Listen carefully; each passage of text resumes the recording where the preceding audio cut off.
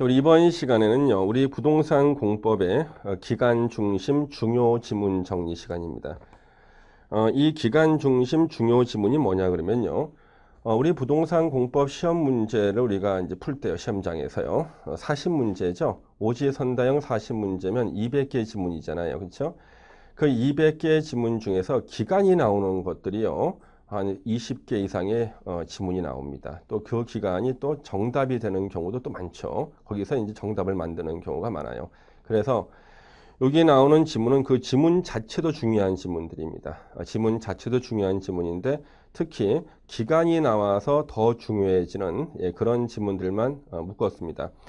그리고 여기 나오는 지문들은요, 우리가 이미 공부를 다 했던 지문들입니다. 그래서 뭐 구체적인 내용을 설명하는 것보다는요, 요런 지문에서 요 기간이 얼마다, 요거 중심으로 해서 같이 보도록 하겠습니다. 내용은 우리가 이미 공부 다 했거든요. 자, 먼저 우리 교재 보시면 제가 이제 3일짜리부터 정리를 해놨는데요. 여러분들 보시면 아주 정리가 잘 돼 있지 않습니까? 저는 제 스스로 이거 진정 이거 내가 만들었는가 싶은 그런 정도로 잘 만들어 놨습니다. 그래서 여기 이제 기간 중심 중요 지문 정리가 이렇게 있는데 요거는 여러분들 또 계속 공부하시고요. 그 다음에 여러분들 그 제 카페에 가면은 제가 요걸 갖다가 또 간단하게 요즘에는 카메라가 참 좋아가지고 제가 셀프로 찍어 놓은 것들도 있습니다. 그것도 한번 참고해서 한번 보시면 좋겠습니다.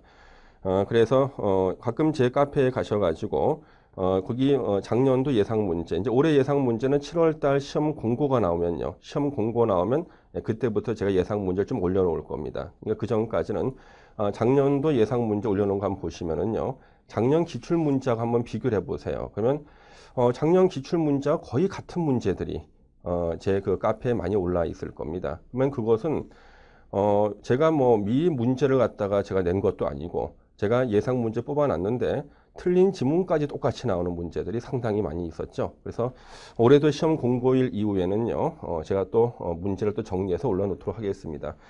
근데 이제 이런 것들이 이제 여러 군데 막 돌아다니다 보면은 또 이 저작권 문제가 또 있을 수가 있으니까 여러분들이 본인 학습하실 때만 좀 쓰시면 좋겠어요. 자, 우리 부동산 공법 기간 중심 중요 지문 정리인데요. 먼저 3일짜리가 나오죠. 자, 우리 3일짜리에 먼저 위에 있는 문장이 타인 토지의 출입입니다. 그래서 타인 토지의 출입할 때는요. 요때는 우리가 예전에 이제 그 3일짜리가 있었거든요. 그렇죠? 예, 3일. 3일 전까지 일시와 장소를 알려줘야 되고요. 근데 지금 현재 7일로 개정이 돼 있죠. 그래서 이것은 개정됐다는 사실을 알려주기 위해서 3일에 해놓은 겁니다. 그래서 종전의 3일이요. 지금의 7일로 바뀌었고요. 그럼 옆에다가 여러분 하나 써놓으시면요. 그러면 우리가 장애물 제거 변경, 타인 토지 출입할 때 장애물 제거 변경하지 않습니까? 이 장애물 제거 변경할 때는요. 3일 전까지 통지해 줘야 됩니다. 이거는 그대로 3일이에요. 근데 타인 토지 출입할 때는 3일 전까지 알려주는 것을 현재 7일로 바꿔놨고 옆에 그 빈 여백에다가 장애물 제거 변경하러 들어갈 때 이럴 때는 3일 전까지 통지는 그대로 남아있다. 그래서 제가 뭐 3일짜리에다 이걸 넣어놓은 겁니다. 그 다음에 우리 주택법상 하자 보수 요청을 받았을 때 3일 내에 하자 보수하거나 보수 일정을 명시한 하자 보수 계획을 입주자, 대표의 등에 통보해야 됩니다. 그 다음에 4일 내에 자 요때 그 농지 취득 자격 증명 발급 신청을 받은 때 신청을 받은 날로부터 4일 내에 발급해 줘야 되고요. 근데 우리 농업 경영 계획서를 작성하지 않고 농지 증명 발급 신청을 할 수 있는 경우 예를 들면요. 주말 체험 용농이나 실험 실습 목적 같은 것은 농지를 취득할 자격은 있지만요. 그런 경우는 농업을 하지 않기 때문에 농업 경영 계획서를 작성할 필요가 없어요. 이때는 이틀 내에 발급이죠. 자, 5일짜리가 나오죠. 토지거래 허가구역 지정 공고 5일 후에 효력 발생이죠. 5일 후에 효력 발생. 예. 그 다음 우리 또 7일짜리, 본격적인 7일짜리가 나오죠. 7일 이상 공고, 15일간 열람, 그 토지거래 허가구역 지정이 있었을 때는 얘기죠. 요때는요, 7일 이상 공고, 15일간 열람이죠. 예. 그 다음에 축조 신고 대상 가설 건축물 존치기간 만료 7일 전까지 하는 겁니다. 존치기간 만료 7일 전까지 이것도 좀 체크하셔야 되고요. 그 다음에 우리 주택법상 이 채권 등록을 하는데요. 그래서 우리 채권 등록 기간이요.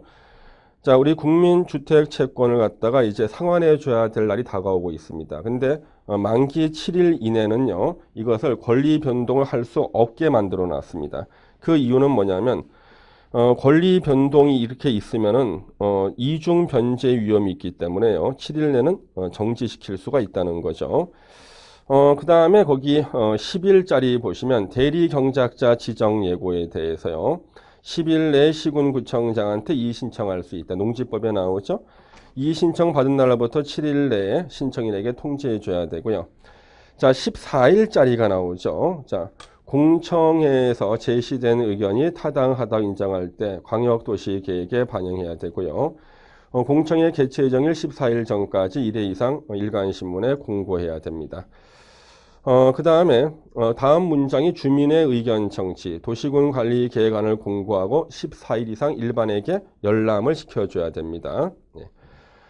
환지 처분 공고가 있었을 때 14일 내에 촉탁하거나 등기를 신청해야 되는 거죠.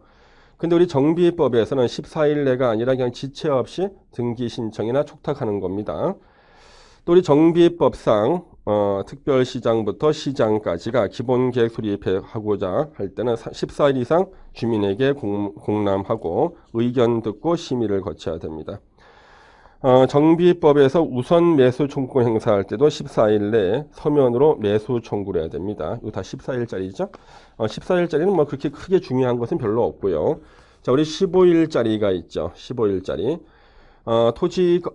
개발행위 허가 신청했을 때 허가 여부 결정은 15일 내 허가 여부 결정 단 협의나 심의에 들어가는 기간을 빼고 15일 시험에 나온 적 있죠. 그 다음에 사전 결정 있죠. 우리 건축법상 내가 이 대지에 이 건물을 지을 때 건축허가 신청하면 허가 내주겠습니까?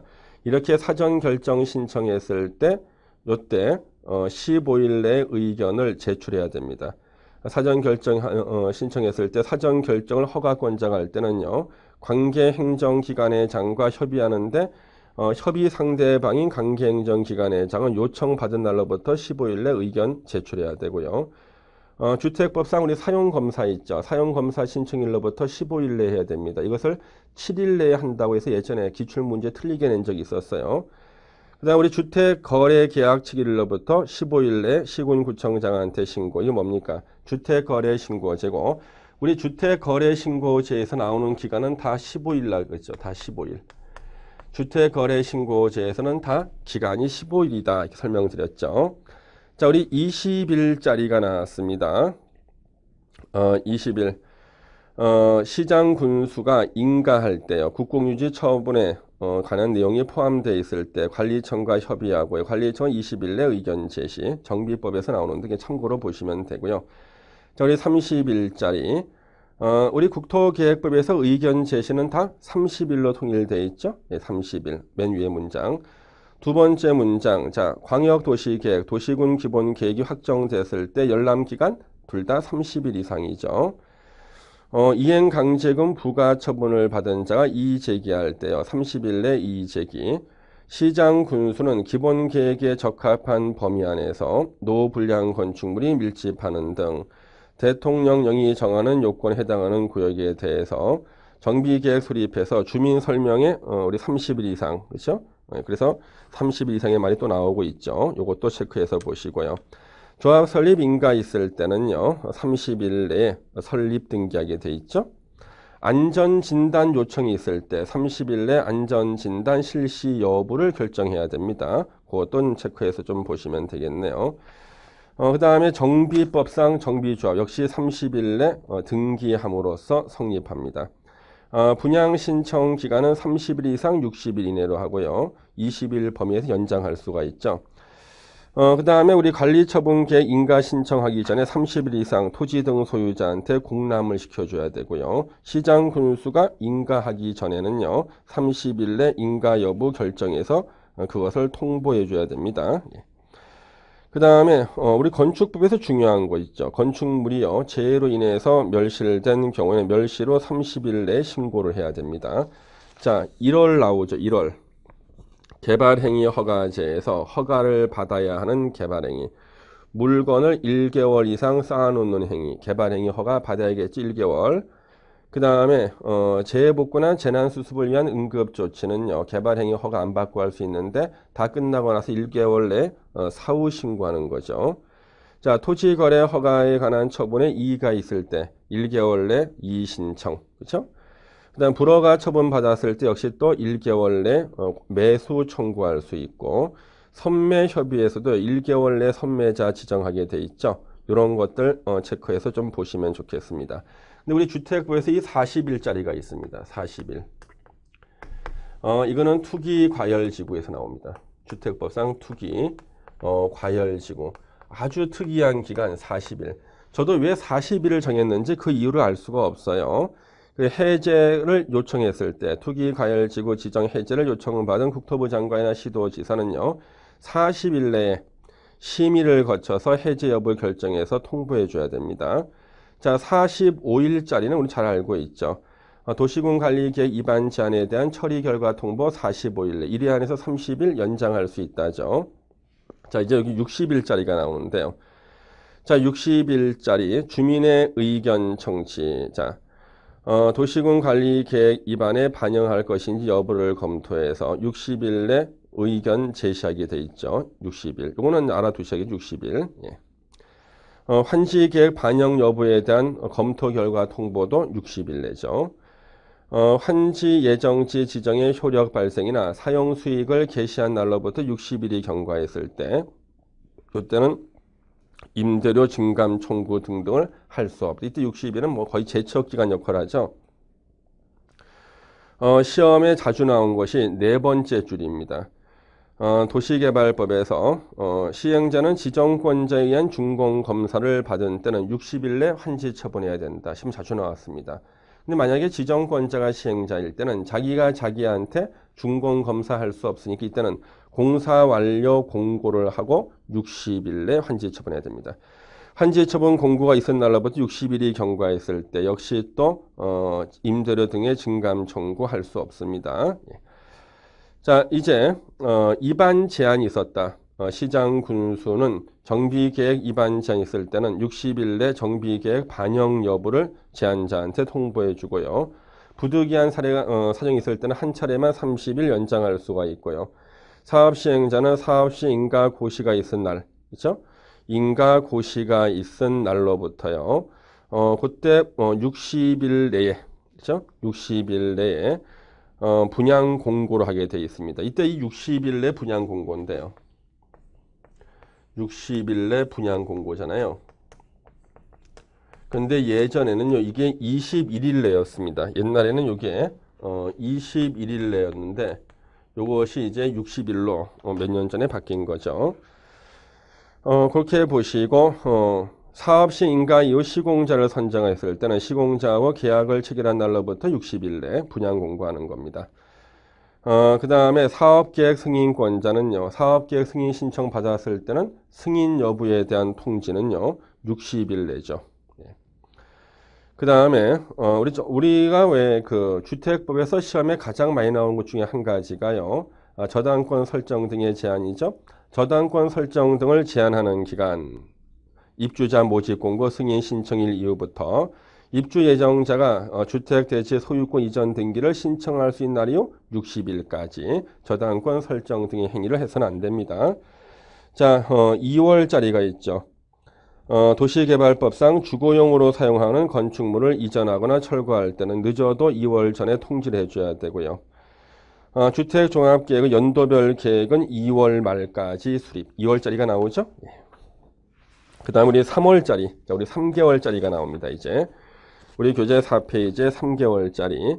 자, 시가와 조정구역이나 수산자원보호구역 지정되기 전에 이미 사업이나 공사에 착수한 자는 하던 공사 계속할 수 있다. 그렇죠? 단 3개월 내 신고는 해야 되죠. 그 다음에 여기 시장군수는요. 우리가 3개월 전까지 원상 복구를 해야 됩니다. 그래서 가설 건축물 같은 것을 허가받아 지어놨는데 이제 도시군 계획시설이 설치가 된다 그러면 설치되기 3개월 전까지 원상 회복해야 됩니다. 그 다음에 우리 주택거래 신고 지역으로 지정하는 대상 지역 중에서요. 3개월간 월평균 아파트 거래량 증가율이 20% 이상인 지역은 주택거래 신고 지역으로 지정할 수 있다. 이거 봐주셔야겠죠? 예. 그 다음 농지법상 농지 임대차, 사용대차가 가능한 경우 이렇게 나왔습니다. 이때 역시 3개월 이상 부상치료가 필요한 경우 나왔죠. 건축분쟁전문위원회. 자, 이제 90일짜리가 나왔습니다. 90일 내에 그때 이제 절차를 끝내야 되고요. 재정 신청 받았을 때는 180일 내에 절차를 끝내야 됩니다. 자, 개발 계획안을 공모할 때는요. 응모기간 90일 이상, 90일짜리 나오네요. 그렇죠? 그 다음에 최근에 개정된 거, 작년까지는 150일이었는데요. 150일을 갖다가 없애고 이것을 90일로 줄인 것이 있습니다. 정비법에요. 분양 신청을 하지 아니한 자 등에 대해서는 90일 내 현금 청산한다. 있죠? 분양 신청을 하지 아니한 자, 분양 신청했다가 철회한 자, 관리처분 계획에서 분양 대상에서 제외된 자 등에 대해서는 90일 내 현금 청산해야 됩니다. 자, 6개월이 나오는데요. 도시군 계획 시설 부지에 대한 매수 청구 시 매수 여부에 대한 결정 기간. 자, 6개월 내 매수 여부 결정이죠. 그 다음에 같은 지자체에 6개월 이상 거주를 해야지만 주택법상 우리가 지역주택조합의 조합원 자격이 생기죠. 그 다음에 여러분들 보시면요. 농지를 소유한 자가 농지를 소유할 자격을 상실했을 때는 1년 내에 농지를 처분할 의무가 생깁니다. 그런데 1년 내에 농지를 처분하지 않았을 때는 시군구청장이 6개월 내에 처분하라는 처분 명령을 할 수가 있죠. 그때 처분 명령에 불응하면 이행강제금 부과하죠. 6개월 나왔습니다. 자, 1년짜리가 나왔죠. 토지거래 계약 체결한 후 1년 내에 나머지 토지 전부나 일부에 대해서 계약 체결했을 때 일단의 토지 전체에 대한 거래로 본다. 일단의 토지 전체에 대한 거래로 본다. 자, 그러면은요. 요것이 1년짜리고 요 시험에 나오는 거죠. 그 다음에 국토계획법상 허가받은 목적들을 이용하지 않았을 때는 이행강제금 부과하죠. 1년에 1회씩 부과. 그 다음에 토지 소유자 또는 조합이 개발계획 수립 고시일로부터 1년 내 시행자 지정 신청하지 않거나 위법 부당하다 인정할 때는 지방자치단체 등을 시행자로 지정할 수 있다. 그래서 도시개발구역 전부를 환시 방식으로 시행할 때는 토지 소유자나 조합을 시행자로 지정하지만 예외적으로 지자체 등을 시행자로 지정할 수 있는 경우가 있죠. 바로 이 경우입니다. 자, 건축허가 받고 난 다음에 1년 내에 공사에 착수하지 않거나 착수했지만 완료가 불가능하다고 인정할 때는 허가 취소해야 된다. 그래서 1년 내에 공사에 착수하지 않았을 때 이럴 때는요, 건축허가 취소해야 된다. 참고로 하나 메모해 놓으시면요, 이게 공장일 때는 3년으로 하고요. 이게 최근 개정됐죠? 그 다음에 농지 전용 허가를 받은 공장, 농지 전용 허가를 받은 공장일 때는 2년 내에 공사 착수하지 않으면 이때는 건축허가 취소하여야 한다가 되는 거죠. 예. 그 다음에 건축 신고를 한 자가 1년 내에 공사에 착수하지 않았을 때 신고의 효력은 없어진다. 알아두셔야겠죠. 예. 그 다음에 우리가 지금 거기 보시면요. 시정명령이 있었을 때, 자, 건축법 위반했습니다. 시정명령을 하고 거기에 불응했을 때는 이행강제금 부과하는데 1년에 2회 이내에서 반복해서 이행강제금을 부과하게 되어 있습니다. 국민주택 채권의 발행기간은 1년을 단위로 하고 발행일은 매출한 달의 말일로 하는 겁니다. 농지 소유자가 농지를 소유할 수 없는 사유가 발생한 날로부터 1년 내에 당해 농지를 처분해야 되고요. 처분 의무 1년. 대리 경제학 기간은 따로 정함이 없으면 우리 3년으로 하죠. 그 제가 여기다 1년짜리 넣어놓은 이유가 뭐냐 그러면요. 이 대리 경작 기간이 개정돼서 그래요. 대리 경작 기간이요. 요것이 종전에 1년이었거든요. 요거 3년으로 이게 개정된 겁니다. 3년으로. 그래서 지금 현재 3년이죠. 예. 자, 그 다음에 우리 2년짜리가 굉장히 많습니다. 2년짜리. 우리 시험 볼 때 기간에서 2년짜리 굉장히 많이 나오는데요. 먼저 우리 교재 5페이지에 도시군 계획시설 결정 고실로부터 2년 내 단계별 집행계획을 수립하지 않았을 때 개발행위 허가 받아서 건물을 지을 수가 있죠. 그 다음에 단계별 집행계획은 도시군 계획시설 결정 고실로부터 2년 내 단계별 집행계획을 수립해야 됩니다. 자, 개발밀도관리구역 지정 기준 2년 내 수도에 대한 수요량이 시설 용량 초과, 2년 내 하수 시설 용량 초과, 2년 내 학교 수용 능력 20% 이상 추가, 개발밀도관리구역의 지정 기준에 절대 3년이나 30% 안 나온다 그랬어요. 2년이나 20% 나오죠. 자, 도시군 계획시설 부지에 대한 매수 청구 있으면 6개월 내 매수 여부 결정. 매수하기로 결정했을 때 실제 매수하는 기간은 2년 내에 매수해야 되죠. 그 다음에 토지거래 계약 허가를 받은 자는요. 이것을 허가를 갖다 제대로 받지 않거나 그랬을 때는 2년 이하의 징역이나 30% 이하의 벌금에 처해집니다. 2년짜리죠.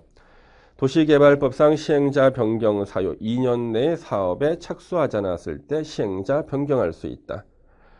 또 정비법에서는요. 원래 조합이나 토지 등 소유자가 사업 시행자가 돼야 되는데 8개 중에 어느 한 가지 사유가 있으면 시장, 군수, 주택공사 등등이 사업 시행자가 될 수 있죠. 그래서 정비 사업 시행 예정일로부터 2년 내에 사업 시행인가 신청하지 않거나 위법 부당할 때죠.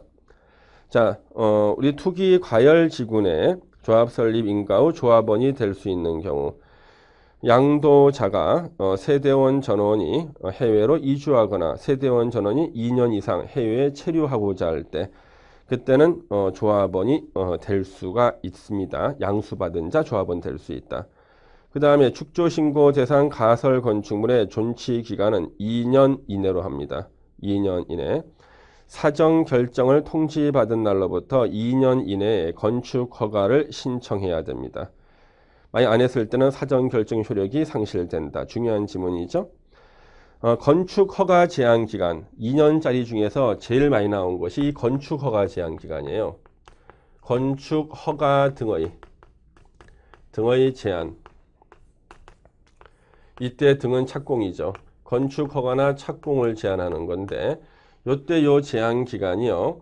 2년 이내로 하되 제한 기간 연장이 가능해요. 연장은 1회에 한해서 1년 이내 연장 가능하다. 그렇죠? 예.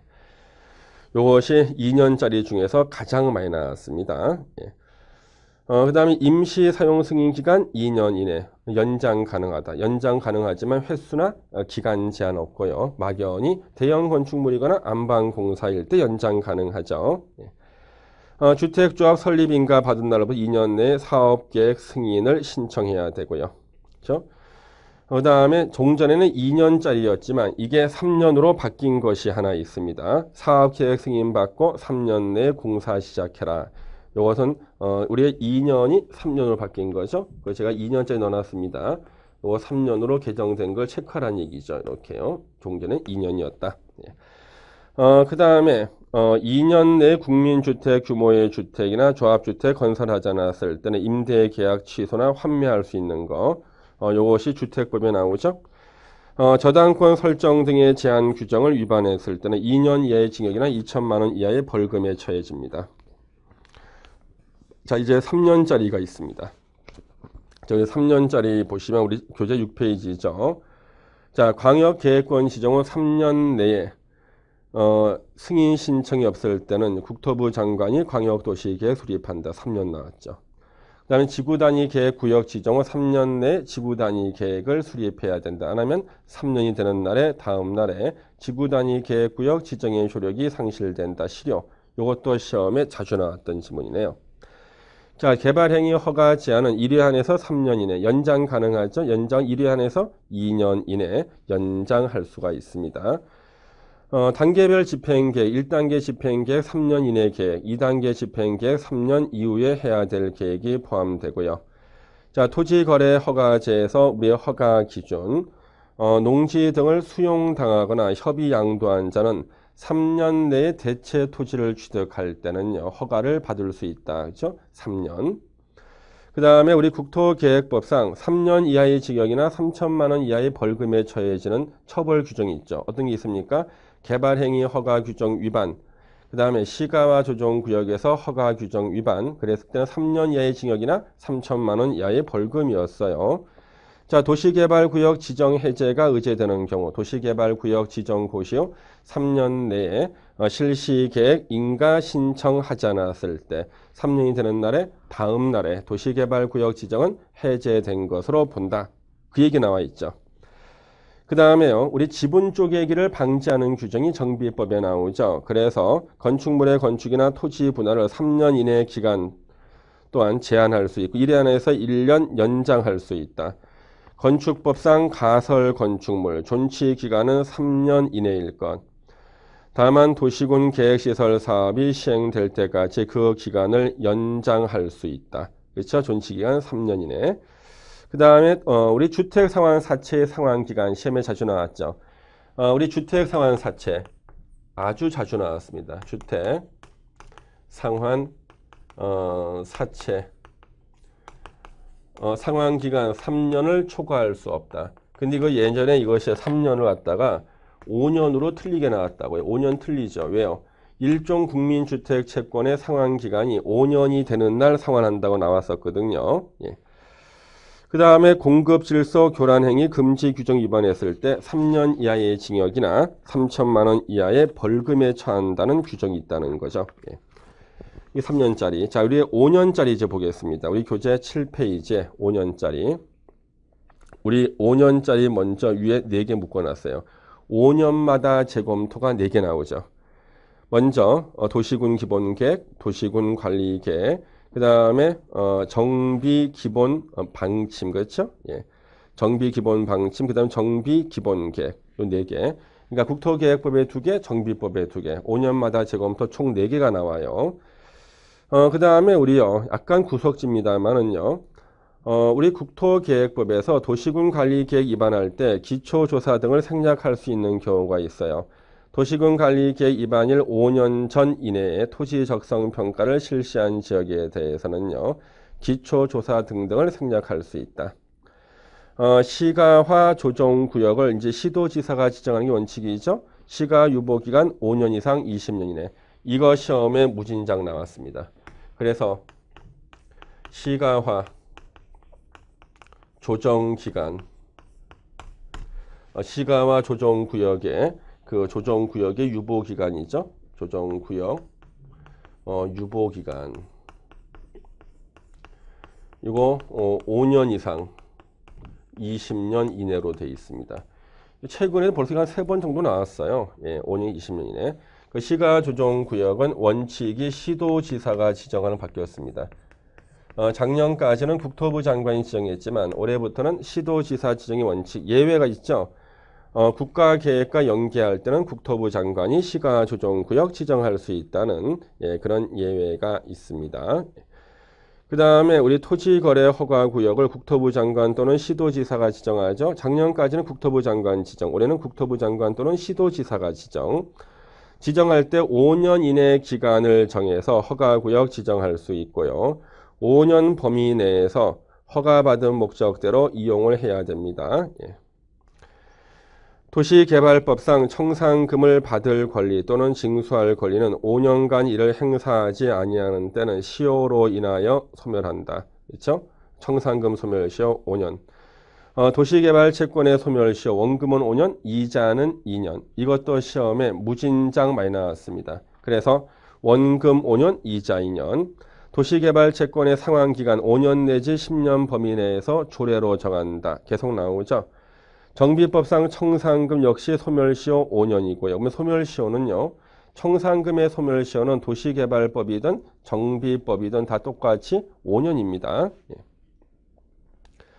그 다음에 우리 국토부 장관이요. 정비법상 노후 불량 주거지 개선 계획을 수립하는 경우가 있죠. 이때는 5년마다 노후 불량 주거지 개선 계획을 국토부 장관이 수립해야 된다. 체크하셔야겠죠.